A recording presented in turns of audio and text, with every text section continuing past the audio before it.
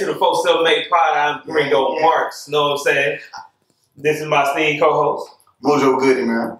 And Title Made. And we back again in the spot where we give you the Facts Theory's opinion on dope shit from a dope perspective. And goddamn, Mojo, what we hitting with? Tell me about that week. I mean, it's a beautiful day, man. I can just smell the life in the air, man. You know, man, it's a good day to just be living. Y'all feel good? Yeah, I'm feeling pretty good, man. I'm feeling pretty positive today, man. Very positive vibe today, man. Very positive energy. And today, we need to start out just getting our minds working, man. Like, right, today we want to hit y'all with like a builder rapper.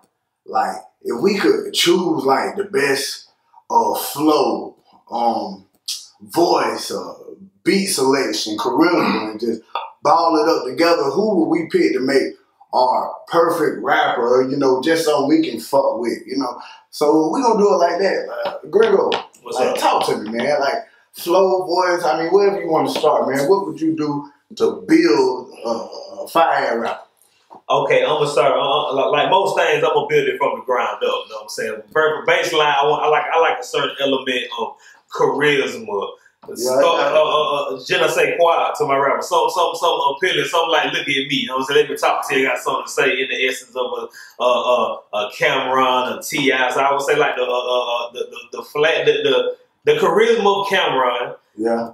The voice. Look, for me, I like a rapper with like a heavy attacking kind of voice. Something that kind of cut on the record. You know what I'm saying? When you listen to him. Yeah. I would say the voice of, I'm torn between Jeezy and Rick Ross. You know what I'm saying? Okay. And like, I'm really kind of stuck back and forth. No, I'm going to go ahead and give the voice to Jeezy because I would like to add the fucking, the lyrics of a Rick Ross. You know what I'm saying? So Jeezy, the lyrics of a Rick Ross. Yeah. That's interesting. I like that. I fuck with that. Charisma Cameron.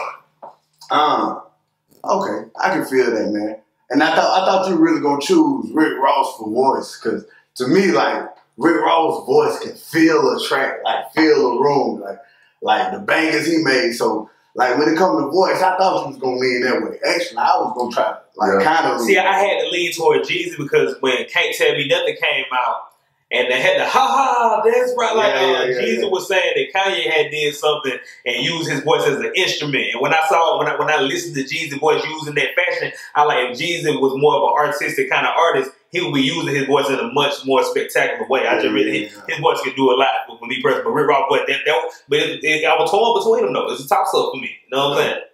No, I can get with that. Voice, I was gonna go with Rick Ross, but then I just thought about something. I was like, I want a voice that I can almost go with anything. In the club, I want you to hear the pain, like everything, something that can get out all feelings. And I just came to the conclusion of Future Hendrix. Oh yes. Like, King Pluto. Now, I ain't gonna say that's why I'm choosing him as just voice. I ain't gonna say the songs that he do are top lyrical ability, which I'll choose lyrical style more like I would say a Future route more like even a Big Sean, because like the flow of Big Sean, he done hit a lot of cadences before. He can rap fast. Now he got new shit out with you heard some of his shit with Hit Boy? Of course. Yo, like some of that shit, like you heard some? I heard just one single. It's some, his lyrical.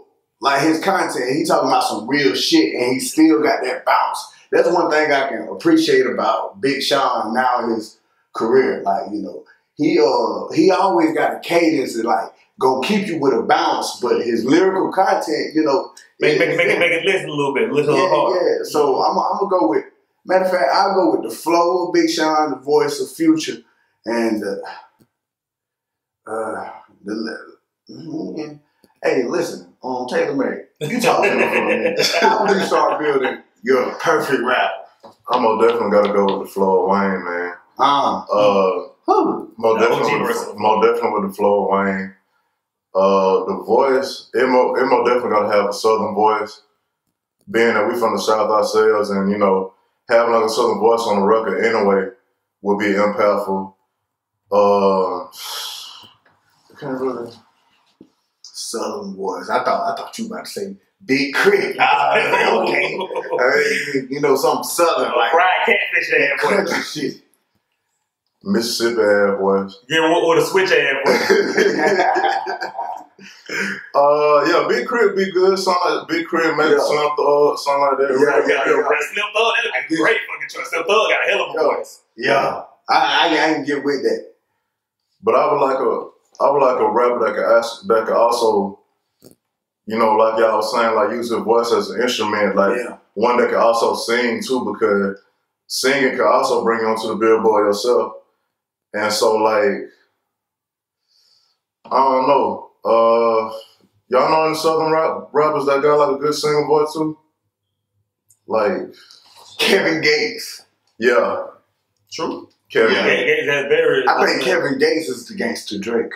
You feel me? I definitely agree with that. You feel me? I definitely agree with that. I really thought a few years back, I thought Kevin Gates was gonna reach a certain plateau. I was like, he keep doing shit like this, but I don't know. Do y'all think? Well, for one, he does get locked up a lot. As we see, I think that probably his biggest detriment from his star power trajectory. You know what I'm saying? And he could have just came out and stayed the chorus. He could have been. I feel like the same thing happened to T.I. Yeah. At one point, before T.I. caught the weapon charge, that nigga was like, sponsored by Mountain Dew. He was in commercials and shit, like a whole bunch. He lost a whole bunch of shit and had to build back up. You know what I'm saying? Music kind of changed around him while he was locked up. He had to kind of get his footing again. You know what I'm saying? He could have just been out and just thriving. You know what I'm saying? He was going up and up. You know what I'm saying? So incarceration do be affecting a lot of these niggas' trajectory. So you know what I'm saying? But a non-never locked up Kevin Gates voice for your singing voice for the thing. Absolutely. Okay. Now, this is what I want to club. To me, I know that I didn't choose lyrical ability. Because, you know, it racked my mind because there's so many great lyricists out here. But I narrowed it down. Now, if I could have the voice of Future, the flow of Big Sean, and the lyrical ability of Andre 3000. Woo! Hey, now you going to a different place with it. You really done set the bar way up there. I will be ready to do whatever we need to do. Like expression will be at an all-time high. Just Future with Andre 3000 was a goddamn blow my mind. No, I'm saying? Ooh. Future with Andre 3000 blow my mind. Man, come on, man. Yeah, that's what I thought you did. Yeah, that's it. That's it. I said, Future. So, man, I mean, y'all. That's the same thing, though. Like, to me, it's like. It's the same. So, I mean, you know, I think that's a good lineup for everybody. I want both of y'all clarify y'all perfect bill. Now that we're gonna like put that stamp on. The voice of Jeezy, the charisma of Cameron, the lyrics of Rick Ross. I also didn't say beat selection, but I don't want to say just Rick Ross beat selection. It was always impeccable. But I want something a little more. You know what I'm saying? Yeah. Feel it too. I would actually say Future's beat selection. Yeah, I didn't feel that. You know what I'm saying? Future takes you through that spectrum with his beats, then he just get on there and paint his soul out on that motherfucker. So I would like some of that, but listen to them Future tunes, I would love it. That'd be for me. I think beat selection, like I'll go ahead and put out the maybe Young Thug. I like a lot of his beats. It goes a lot of different places. You know what I'm saying? Go ahead and clarify. What's your perfect rapper, man? Go ahead and clarify for the people. Just stamp it real quick. Southern voice of Big Crit. Beat selection. I'll select. Probably select T.I. Okay. T.I. beat selection pretty good. He got some classics. Yeah, and it's very versatile. You talk about a range of things. Oh yeah, and the lyricism of Lil Wayne. Yeah. That kill it. Right. Yeah, that's hard. That's hard. Hey, I would have to say, I don't think the industry could go wrong with any three of these type of things. No. Everything. This rapper would, any one of the rappers probably would come in and disturb the whole game. Right. Bearing that Drake. Shift the ecosystem. Have something go on right now. Damn it, I mentioned Drake. Ain't no escaping it. And I did it to myself. Right. We didn't answer no questions. Right. You know what? any of these three rappers we named, I feel like we kind of got down do this next thing we about to get into. You know what I'm saying? It's a point in these rappers' careers when these rappers have been staying around, they got consistency. You end up racking up albums. You know what I'm saying? Album after album after album, and then sometimes rappers hit that sweet spot where they peak everything. They peak popularity, peak creativity, peak quality, peak lyricism, and it's just all lined up in a good 3-album trifecta. Now, just a great 3-album run. We're like, man, y'all niggas was really on y'all shit during this time period. Mojo, what will be your artist pick, and what albums in your 3-album run to make up that shit for your selection? Right now, I'm just gonna name one. I really had two that came to my mind off top. Okay. One of them, I just like, this is too easy. So I'm gonna discuss the other one. I'm gonna say Kanye West, because I think his first 3 albums, when you talk about College Dropout, Late Registration, and Graduation, that is what everybody remembers as, oh yeah. That is the foundation of what we know Kanye West as. He really changed the game, man, when you talk about backpack rapping, when you talk about, I forgot which album it was that he competed with 50 Cent. Like, that was Graduation. Graduation, the third one. He competed with 50 Cent, and that's like a battle of the gangsta versus backpack rap back when, you know, the years when that came out. And backpack rap won. Yeah, you know, it won. It opened the doors for people like Drake, or Big Sean, Kid Cudi, J. Cole, or Wale, J. Cole, or Kendrick. You know, so I'm gonna say that is, you know, monumentous. And even I want to say the 4th album was 808 and Heartbreak, right? Which I don't rank that as, you know, one of the top Kanye projects, but that's me. I think grand opinion is that project also changed the landscape of hip hop. So they just a little tidbit throwing up. But I'm gonna go with Kanye, man. College Dropout, Late Registration, Graduation, man, game changer. I'm definitely fucking with that. That's a great 3-album run. Taylor, man, tell me about what you feel. You know, I gotta go with Wayne, man. Carter 1, 2, and 3. Yeah. You know, definitely classics, man. You can't go wrong with those albums. And especially when Carter 3 hit, we already knew that he was on an upscale in his career, but like when Carter 3 hit, that really was like at his like all-time peak in his career. He sold like multiple copies of all 3 albums. Yeah.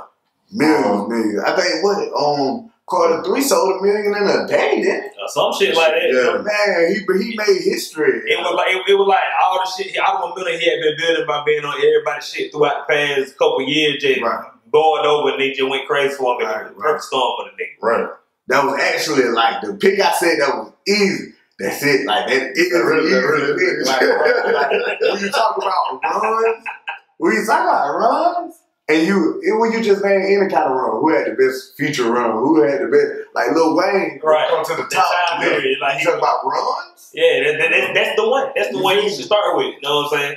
That's the Mike Jordan of, you know what I'm saying? And can I say, I was critical of Carter 3 because, like, to me, Carter 1 and Carter 2 both are just so to me, it's classic. And he had a kind of concept for, you know, that was going on. Yeah, it was like the Carter was like how he walked you through the shit. So what do you rank your between Carter 1, 2, and 3? What do you rank? Oh, you just started. Yeah, I'm brought man, why you had to say this? Yeah, I'm brought that. Yeah, been talking about it since. Yeah, Carter 3 drop. We didn't talk about it on him. We have to bring it back. It's an ongoing thing. Go ahead, come on with it. Of course, as I done spoken on the show before, I feel like Carter 2 is a superior body of work. That's when he announced he was the best rapper alive. I mean, it was a different departure from the Manic Fresh produced Carter 1, which is, you can't replace what Carter, that bounce Carter 1 had, but Carter 2 was a rival of the best rapper alive. And I just gotta go ahead and say, we could do this at the same time. Goddamn, I got to put Carter 1 though because I done kind of nailed down. Carter 1 to me was Lil Wayne, peak Lil Wayne being Lil Wayne with amazing lyricism being still Lil Wayne. Then Carter 2 felt like it was excellent, but it felt like Lil Wayne doing a Jay-Z impersonation. I think because he said best rapper alive, he had to try to he tried to show him his take on what the previous best rapper alive did. You know what I'm saying? But I felt like Carter 1 was just a creative melting pot of greatness. You know what I'm saying? So that would be my 1. 2 would be his 1. Now what would be your 2? Carter 1. Right, and then vice versa for me, you know what I'm saying? So 2 is 2, so it's, my shit going sequentially. You know what I'm saying? But you know, but 4 better than 3, and you kiss my ass by that. You know what I'm saying? Hey, 4 is hard now. 4 is hard. But that wasn't the 4th album though. I want to say Rebirth is in between there. Like, you know, but you know. I thought we were ranking the Carters though. Yeah, between 1, 2, and 3. Yeah, but why we talking? Oh, yeah, you Carter 3. What they got?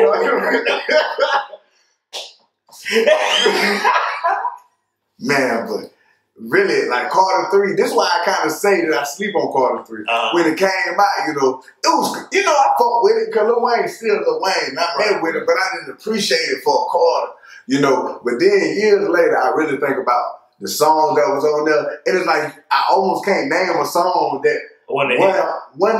Right, I don't know if I didn't appreciate all of it being put together and called Carter 3. But when you think about Mrs. Officer, when you think about A Million, when you think about what the song with T-Pain, If You Got Money, so when you think about Mr. Carter, song with Robin Thicke, Tie My Hands. It's so many songs. Hey, look at this. Like, Comfortable with Babyface. You know, it's some classics. Miss Officer. You even got Dr. Carter on there too. Dr. Carter. Dr. Carter crazy. I fucking hate it. But goddamn, but what's the first song on there? What's the intro? 3-beat.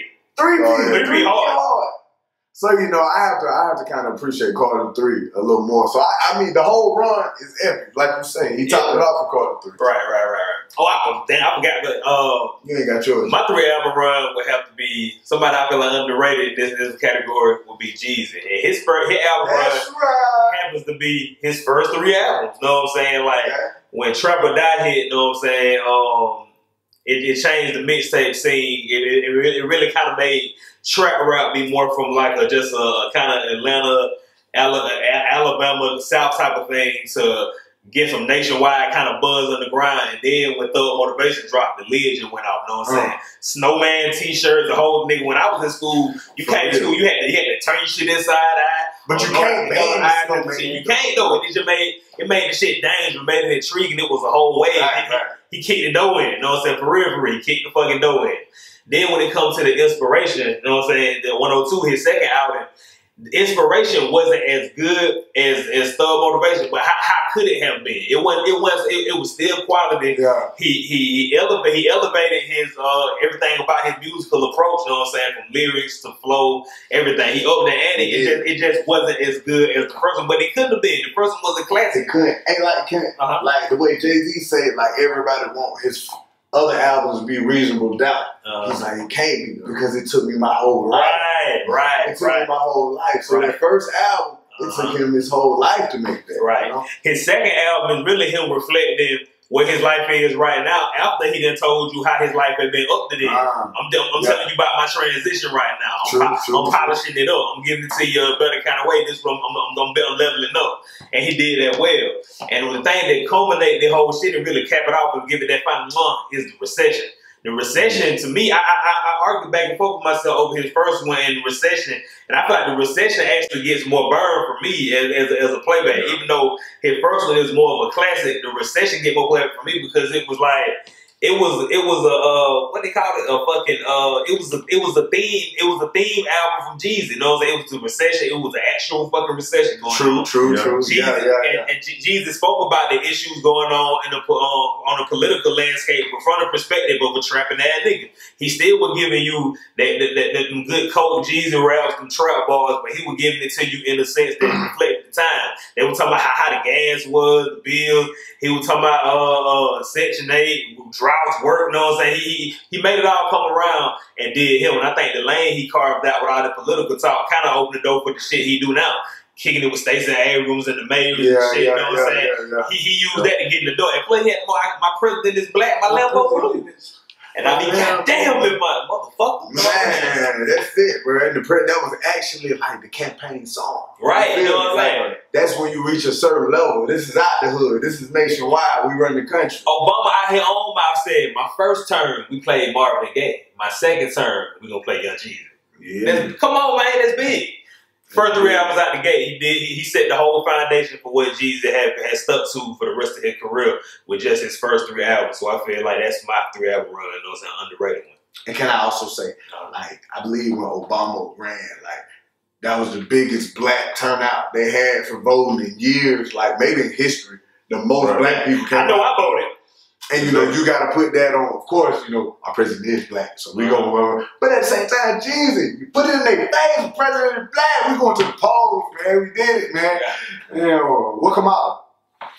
Man, she said she an Asian American. You seen that bullshit? I bet now. You're right. But back when you need to let it go, man, come on. You the hot cones, but goddamn. Yeah, I never vote. But hey, yo, we gonna take a break right quick.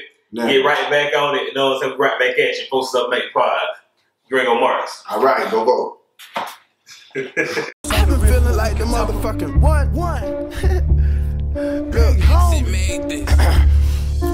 I am the one, hot, fresh off the sun. Talent like this comes once every kingdom. What's this you bring for? Machine gun team for them things you came for, homie, you won't get off. Niggas screaming killer, never killed nobody. I be gang because I built my posse.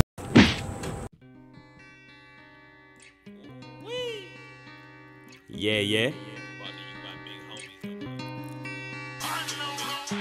Gunshots in the dark, soundtrack to the hood, running back, little nigga, that my jam, yeah. Better make sure that bitch don't jam, have it locked out, ready to rock this in your hand, yeah. I see you niggas, my antennas up. If attention, I'ma send them, then my millions got. Yes. I am one of your hosts, Mojo Goody, man. Gringo Marks. And Taylor Made. And you're back with the 478 where we give you the facts, the theories, and opinions on dope shit from a dope perspective. You hear me? Now listen, man, right now, we want to touch on the topic of duos, greatest duos. But listen, right now, we want to exclude the ones we already know. We ain't talking about no Outkast. We're not talking about no Mobb Deep. We're not talking about no Field Mob. We're not talking about no this, no that. Ain't no kid playing. The Yin Yang Twin. You feel me? Yin Yang Twin was the time period, nigga. Ski. Some things we know. We don't even have to go there. We're talking about the abstract, you know, kind of out of nowhere, but it feels just right duos, you know? Yeah. The ones that, you know, they ain't always together, but when they do come together, it's bad.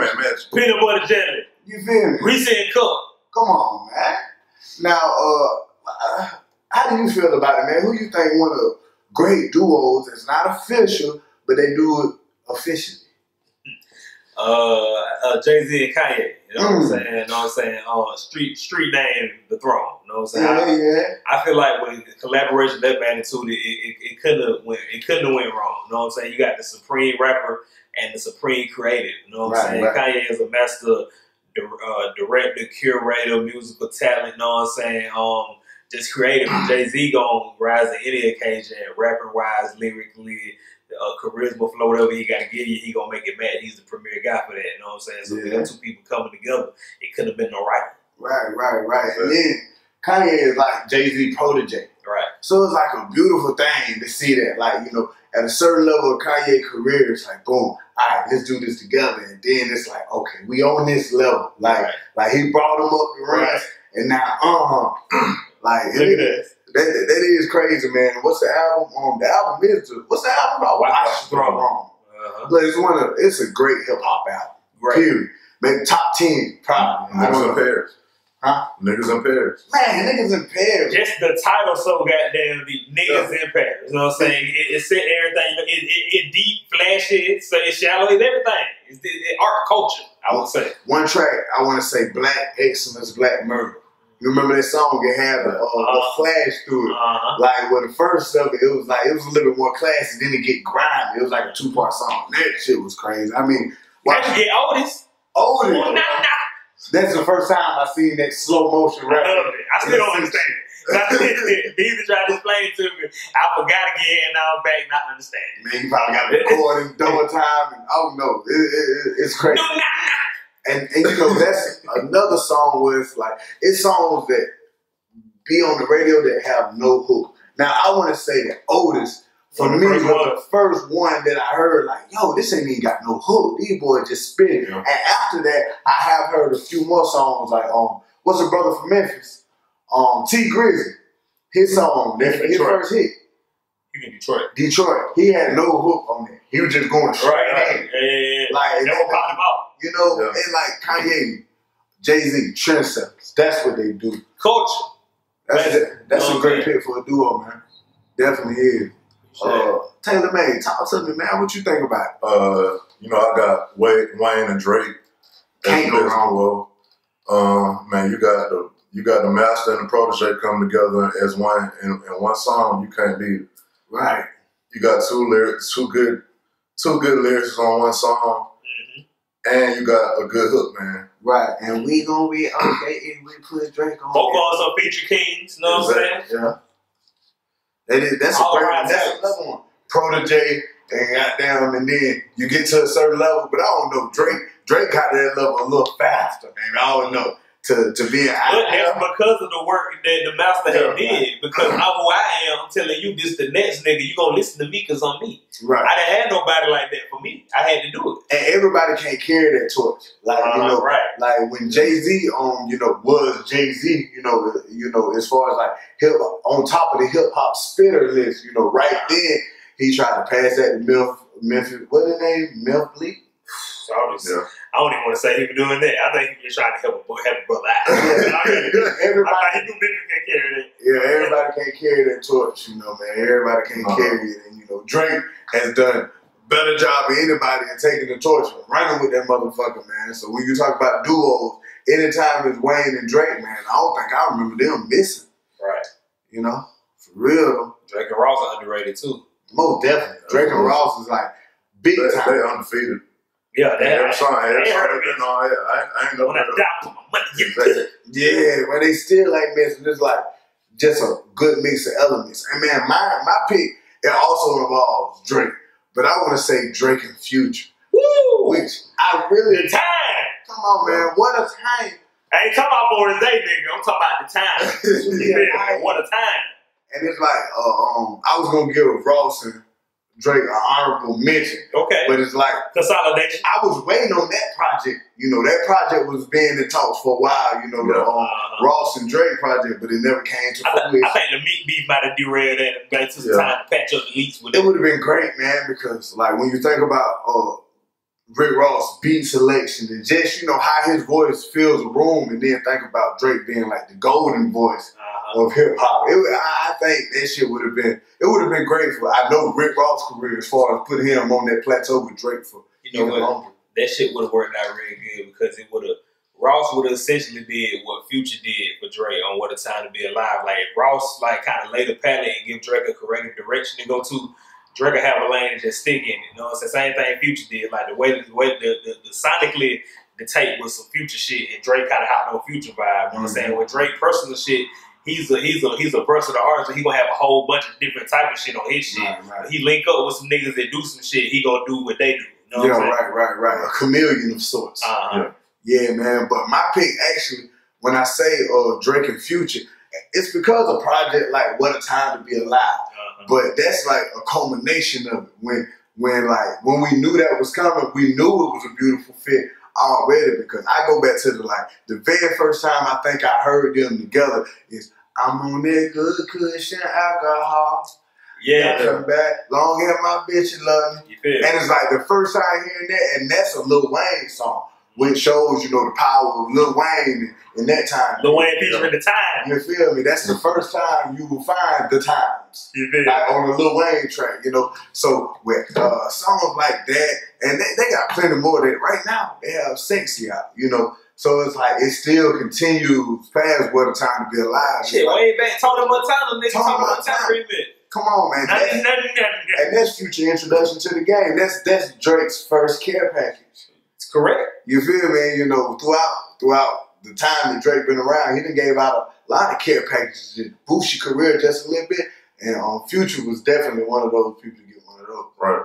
So, I have to go with Drake and Future as another one. But come on, let's give a couple of honorable mentions, because there's a few more. Definitely we gotta say Rich Homie Quan and Thug. You know what I'm saying? Rich Gang. For that time period, which don't need to sing like that long ago, really actually was a while ago, 2014? A while ago now, you know what I'm saying? It seemed like just yesterday, goddamn, but shit, it was a while ago. But goddamn, at that time, Rich Homie was big in the Thug, but they balanced each other out. Thug gave, you know what I'm saying? Rich Homie knew how to was the hook man, laid the foundation. Thug about their creativity, their balance. It was just like a match made in heaven. Yeah, I can definitely agree with that. Let's see You think of another one? I got a special honorable mention. Talk about it. Migos dropped a single about 2 years ago. I need it. That Draco undefeated. I just got Young Boy and Offset had one of the greatest verses together and they're I've ever heard. They're hard. Just one verse. That's the only time they ever did it. One night on it. But I just want to say, I wish I could say it. Got a Draco would sound like a ball. I can't do it. But them boys did it, man. That was I can't do it. But them boys did. That was great chemistry. So right now, man, you don't know what I'm talking about because I can't recite it for you like that. Migos featuring Big Young Boy. Need it. Like, go listen to Jay-Z and Rick Ross. That's another. I forgot about that. That's another duo that's undefeated. Every time they on song, they is magic. And you know what? That brings me to another duo. Let's give Rose his flowers. Rose and Kanye. Yeah. Like Devil and the Titan. Yeah. That give me chills. And then Monster. Rick Ross got the first verse on Monster, which some people forget sometimes. Like it's only an 8-bar verse. Lil Fan Die Young, Teflon Don. Yeah. Oh yeah. I feel like that was different. Now, matter of fact, the first one they did, I think Kanye and one of them Maybach Music remixes, like Maybach Music 2, he might have been on. Yeah. So even as far back as then, you know what I'm saying? Right. And when they made DJ Khaled, when they were making Devil's Red Dress, Rick Ross had laid a verse out, and Kanye had turned it off. He was like, I know you can do better than that. He walked out the studio. He had to rewrite his verse for Devil in the Red Dress. How do you really back and tell Rick Ross that? And now but you know what? He respected. Unbeknownst, Rick Ross and Kanye go back though. Just when Kanye did his strictly producer days. Fun fact, remember like way back in the day when T.I. and Rick Ross were beefing? Yeah. The beef kind of sort of started over the Doing My Job beat from trap music. You know what I'm saying? There's a Kanye beat and T.I. never used it, but it was supposed to be Rick Ross beat. You know what I'm saying? They've been working with each other since way back. Yeah, he's taking in beats, then come out and say he the king of the South. Nah, fuck that. Fuck T.I. Ross. That's really probably how they went. So imagine how Ross was signing on Do Your Job. Oh man, I'm just doing my. She said she 22. I ain't rap that in. 22. That shit be hard though. We used to double up the shit, saying the same thing but differently. We in room 222. Anyway, I'm sorry. I got carried away. Them great duos. Yeah. What was the next topic, man? You know I be Where they at? Where they at is the same, like, it's a rapper that you had, like, good expectation for. They came out, they was good, they were popping, they were doing their thing, then somewhere along the line, they just fell off the fucking earth. Like, where they at? What the fuck you at? I got a good one. Come on. You got a good one. Tell everybody. Tell everybody. That a lot of people aren't gonna feel. Red Home Quan.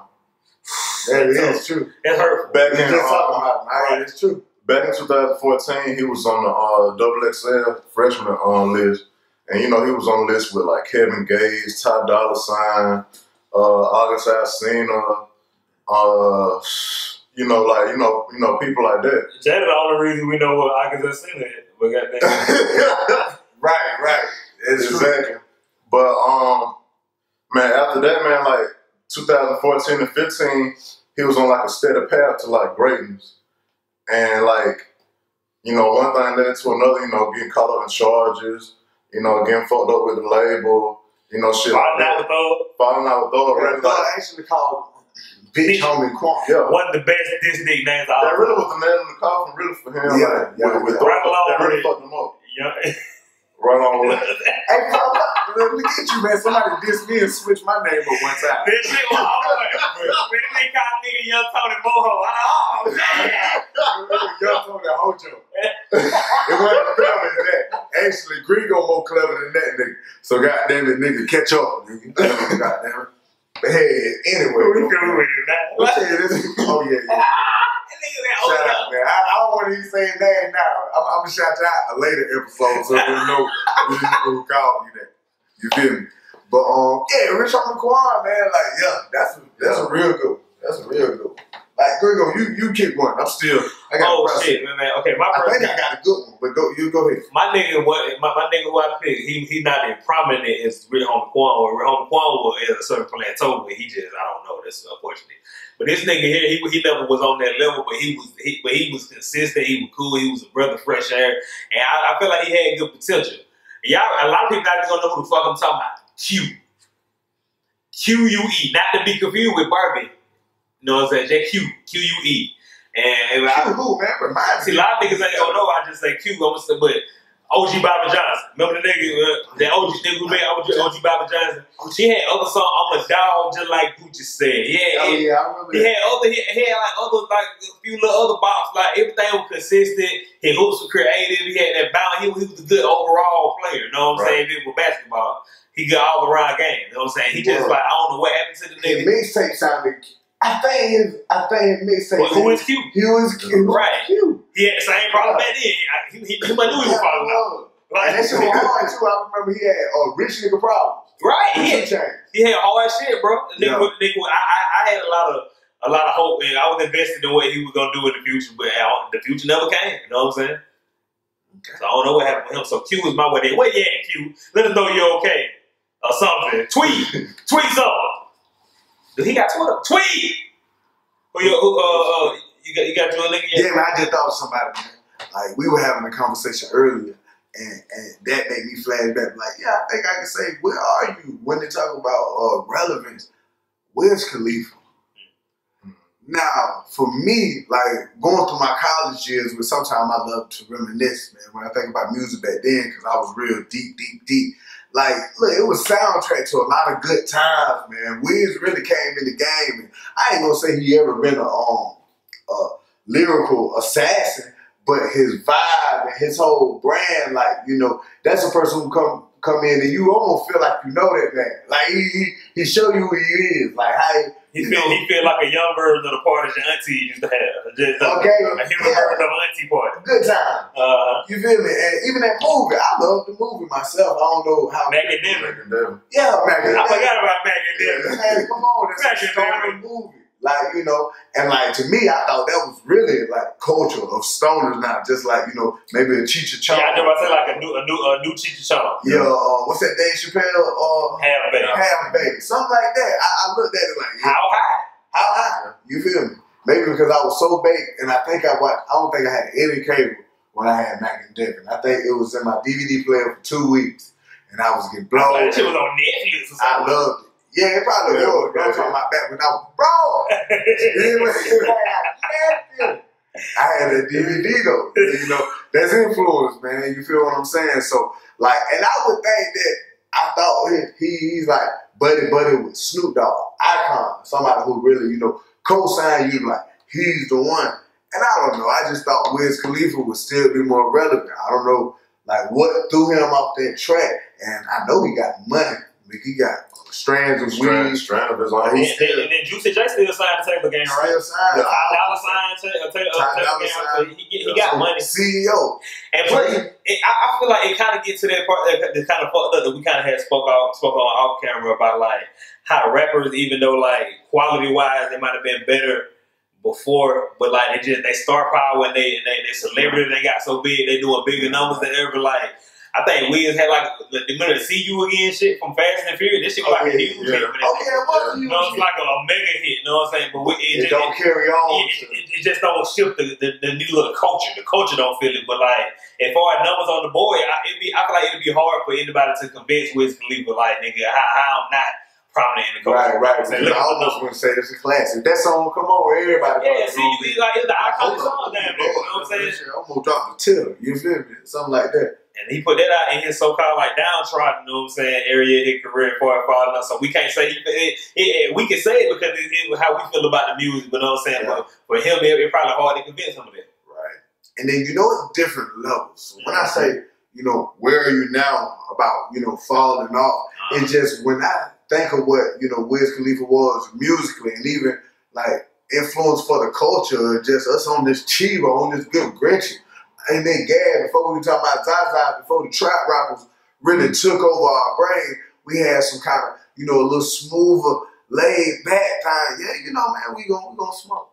You feel me? And I thought that was here to stay. And he didn't. Not as much as I thought. So Wiz Khalifa, where he at? Come back and lead us, Wiz Khalifa. Show you how to. It used to be tell the gang or die. Everybody said they gonna not do it and still be okay. You gotta make them die again. Exactly. Now, another thing that we were talking about, like, with same thing with like how rappers end up when you been in the game for a while, put out a lot of albums, you gonna have a good run with your album, have a good peak. When you've been in the game long enough, you're not gonna sound like right now you're not gonna sound like how you sounded when you first came in, you know what I'm saying? A lot of artists, you know what I'm saying, were better early on and fell off. That's unfortunate, but a lot of artists came in kind of raw and then they finished product right now is amazing and great. So who is some guys you feel like had a good evolution as far as like how they sounded when they first started and then what they eventually became? I would like to say, which I think with these topics, I think I done said Rick Ross about 2 or 3 times. This is very Rick Ross heavy episode, but he deserved his flowers though, so fuck it. Yo, I put Rose, like I say, when I talk about right now, I think Rose is still my favorite rapper right now. He say nobody's favorite, but I fuck with you, Rose.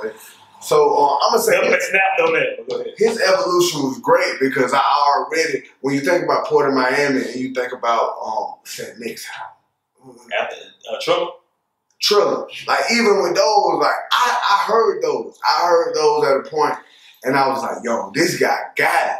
And then I'm already a fan. Then it came a point where it's like a switch just flipped. And I like to attribute it to around the time Blowing Money Fast came out. I think I'm Big Meech. Larry Hoover. That was, I seen like Ross knowing like, I think he already showed how much of a spitter and a songwriter he was, but I think a certain level of freedom came at some point where it's like, man, I'm about to, he wrote triple black. He learned how to throw his weight around musically. You know what I'm saying? Like, I'm a big nigga, I got a heavy voice. I'm finna, instead of spinning to them or trying to make a catchy bop, I'm finna hit them with that, make them feel it. You know what I'm saying? Right? He learned how to use his spirit on these niggas. Yeah. One of the most classic mixtapes in my book is Rich Forever. Great mixtape. And when you talk about Rich Forever, that's the peak of like everything I love it. Saying. I wish Rich Forever could have been an album, nigga. Yeah. I like that song. He was like, my teacher said I was a piece of shit, so I went the other day dropping a piece of shit. Yeah, I like that nigga turn. You know what I'm saying? That shit just, I love it. He was really on this rock, boy. Like he was, man, you know, he was at the peak of hip hop. Right. And then now when you talk about evolution and like the continuation of that, it's like when you get down to the mastermind type project, when you get to the God Forgives and I Don't, like those type of songs was like, instead of just, I don't know, no disrespect, but it's like the difference between reading off a piece of paper and like throwing the paper out and you in the studio going crazy. It's like, that's the level that Rick Ross got to me. Like, where it was like, yo, this is Rose. He mean this, like, and he don't care. He do this effortlessly. Maybe when he became Rose, and Ricky Rose. That's Rose. I'm Rose. That's Rose. And from appreciation from, you know, Port of Miami, Triller. It's songs I love on both of those. But Japanese dinner. You feel me? The Bows. When I think about my fandom of Ross, it moves into these other projects where that evolution came where I was like, yo, this man, artistic level, beat selection, it's incredible, man. So I don't think, like, when Port of Miami came out and we heard what he come with, Everyday Hustling in Port of Miami, even when Triller came out when musically he got a little better and he was rapping better, I don't think anybody really understood how much of a student of the game Ross was, how dedicated he was to the craft of rapping, how artistic he was as an artist until, like, later on in his career unfolded, he did more and more stuff. Like, oh, this nigga here really fuck with it. Yeah. This nigga here really about that rap life. You know what I'm saying? Like, the more long his career went on, the more things he unfolded to show you how versatile of an artist he is, how artistic he is. How creative he is. Exactly. And then one more thing I want to say, when you think about it's songs that's classics before I'm even talking about this evolution. It's like every day I'm hustling. When you think about I got a fresh lineup. What? We got Boss. Those are songs that were already hits. Oh, it's real. Hey, yeah. Here I am. That's what I'm trying to say.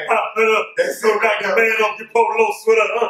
That's what I'm trying to say. That's just right there. That shit was a vibe. Every summer, Here I am. Here I am. I want to throw a cookout right now and throw this shit on. That's a bop. Every summer. You feel me? So these are Oh, mama came back together. Some shit like that. I don't know. One nail on that? I thought about my all tomorrow. Hold on, wait. I didn't reach out cocaine right now. Seeing kids starve. Broke my heart. Damn, fuck it. You know what I'm talking about? Our mom. Selling dope right, put it on my life. She can put me in position to donate the rice. That nigga nice, dog. Oh, nice. And it rhymes with the shit. Fuck y'all. That's all I'm saying. Hits before the evolution, then evolution. It's top level. That's a great choice, bro. I really feel like more and more getting into that, like people who really fuck with the craft to get better, the ones who really evolve the most, like had to be the one who nigga like really care about this shit. It ain't niggas who just get in there just like, oh, I'm making songs, I'm getting money and shit. Right. I'm gonna keep getting somebody who care, want to get better. Try to push the envelope of the game. You know what I'm saying? My pick for that, I feel like one nigga I can say who had a phenomenal evolution. It like we be saying the same names on these different type of shits, but like these people be so prominent figures. It's hip hop. That like it's hip hop. These people ingrained in the culture. You know what I'm saying? Both Drake and Future have had great evolution as far as like musically. You know what I'm saying? Like early Drake, you know what I'm saying? And one thing about it is, for the time period, it was always good. But when we look back, we can see it getting better and better as they evolve. You know what I'm saying? It's like we thought it was good. Right, but it got so much better. You know what I'm saying? We thought this was it, but wow. The early Drake, remember he do this in the videos, and all that shit, and the stretching the shit out to now what he done became with the versatility and shit, and then early Future. Singing got better. Everything, singing got better, lyrics, you know what I'm saying? It just like, he steady got better. Same thing with Future. I thought Future was gonna be like a one-hit wonder the first time I heard it, but he done turned into like 1 billion hit wonder. You know what I'm saying? It's crazy. I feel like he attacked every song like he making a one hit, but it's like he done it a billion times. It's amazing. You know what I'm saying? He got better and better at it. He didn't take your pick with Future, did he? You kind of did, but I'm slick kind of thinking of somebody else too. That's like when they kind of started out, they were kind of almost going into the phase of a mumble rap. But over time they started cleaning up their raps. You know what I'm saying? Getting on more shit with people, and they're gonna be an off top choice. 21 Savage. Yeah, he evolved greatly. I would have never he rapping got way better than what he used to be. Yeah. And what that shit he did, what the song he was with J. Cole, she was like slinging that bitch side to side and shit. He ate that shit. That's what J. Cole new shit. Yeah. I like, damn, 21 snapped on this shit. My life with 21 and he went the fuck out on that bitch. But got that, but like, this has been a great show this week, you know what I'm saying? This is the 478 podcast. We give you facts, theories, and opinions. My name is Ringo Marks. My name is Mojo Good. And I'm Taylor Made. Tell him who you Taylor Made, nigga. What you talking about? 478, blah. Tune in, watch all our shit, subscribe, you know what I'm saying? Watch his video, watch my video, watch B&B Raw video, go watch the other episodes, go watch Gangman TV, go watch everything. It's up and it's stuff. Then we out this bitch. Fuck it. Hey, I want to say one more thing. 21 Savage, he ain't start rapping better till we find out he was British. Most of them TV.